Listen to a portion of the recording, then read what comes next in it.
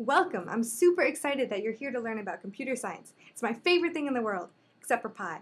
But before we get started, the first thing you need to pound into your head is this. You are smarter than a computer. I know it's hard to believe because computers can do all these amazing magical things that seem really complicated, but they can only do those things because some person told them exactly what to do step by step. Behind every program, every video game, every website, there's some dude sitting in a chair plunking away on his or her keyboard. And now, you are that dude. Luckily, we've got this awesome programming environment for you to learn in. The language you'll be coding in is called JavaScript, which is what lots of websites are written in, including Khan Academy. But if your mom, who is a programmer, ever looks over your shoulder and says, "Hey, that doesn't look like JavaScript," you can be like, "Mom, that's because I'm using a library called processing on top of JavaScript. Duh, stop looking at me." But if your mom doesn't know anything about programming, then don't worry about remembering all that. Let's just get started. Over on the left, you can see our super duper code editor. And this panel on the right is where the code gets run. Sometimes we call that the canvas because we draw stuff on it. Let's take a closer look at the code now. Every line of code represents another instruction. One important thing to notice is that every line ends with a semicolon. That's how the computer knows that this instruction is over and it's time for the next one. It's kind of like programming's idea of a period. There are a couple exceptions to this semicolon rule, like this line here, and you'll learn all about those later. These lines in green that start with 2 slashes are called comments. They are not code, and the computer completely ignores them when running the program. The comments are there just for you, to help explain what's going on.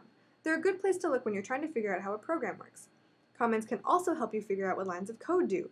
You can turn a line of code into a comment just by adding the 2 slashes to the front, and we call this commenting out code.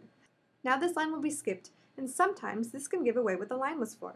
So in this case, we found out that this line of code makes the dots move. Other times, commenting out code will just cause something to break. When something is broken, the whole canvas will fade out and you'll see a friendly error message pop up. It's important to remember that every time you type something, you're changing the code. So you're going to see this white error screen a lot until you finish changing the code to something the computer can read again. And that's totally okay. If you want to learn all the nitty-gritty details of how this program works, you can press this play button and some really cool person will explain it to you. At any point in the recording, you can press pause and keep playing with the code yourself.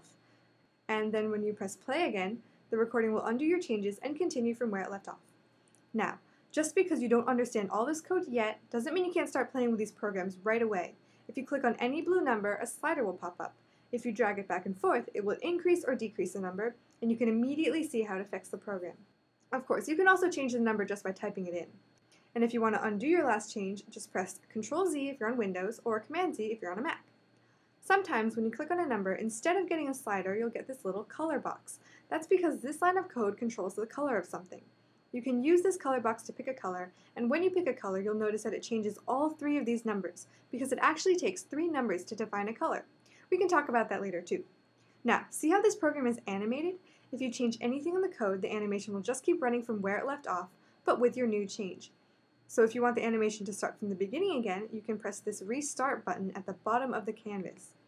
And finally, when you're done changing the program into something that's awesome and all your own, you can press this Save As button to save your program so you can share it with all your friends and your parents and your teachers and me.